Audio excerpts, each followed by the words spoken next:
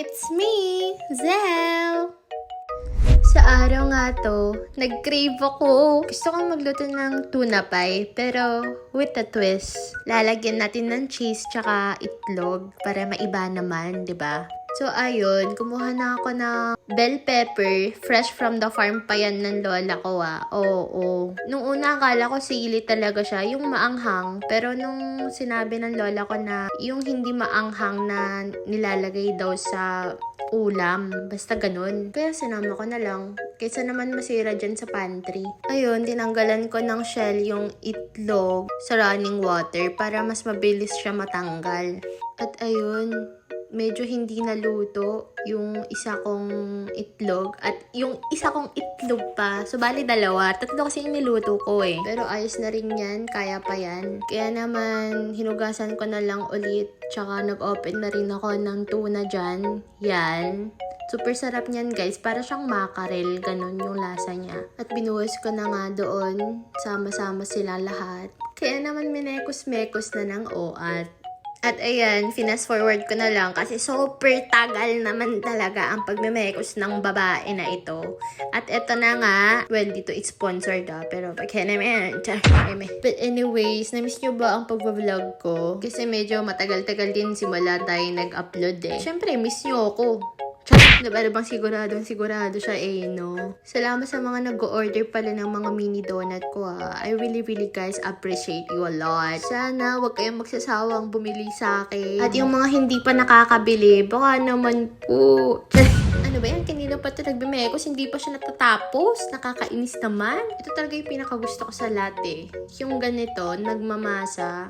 And by the way pala, salamat pala sa nagbigay sa akin nito. Salamat, ma'am. I love ya. Ayun, dinanggal ko na rin yung matigas na part ng tinapay para naman hindi maging sagabal. Ayan na ang naging resulta ng pagmamasa.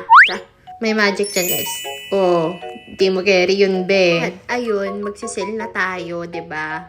Ganun lang kadali, guys. Sa super kadali. Hindi ko ma-perfect. Opo, nakakainis. Super hirap nga, lalo na kung hindi maganda yung bread na nabili mo. Yung bread ko kasi parang pang third class eh. Kaya mahirap siyang itiklop kasi nasisira siya. Kumbaga, super fragile siya. At ito na nga yung managawa ko, 'di ba? It's not giving, pero wag ka. Gagawin natin yan ng paraan. Kaya naman natapos ako, kinoting ko na lahat dyan. Nilagay ko sa itlog, tsaka sa breadcrumbs, tsaka diretsyong luto na yan agad, guys. Para mas maganda at pero para fresh. Laeme. Daming alam. Di na lang magluto. Ano ba? Kaaway mo na naman si self. Diba? Sabi ko sa inyo, gagawin natin yan ng paraan, diba? Mas maganda na siya tignan ngayon. Don't judge the book by its cover, ika nga. Laeme. Naka-OA talaga. Makababad. Naka-OA At ayan na nga. Ang ganda. So anyways, I just continue the process.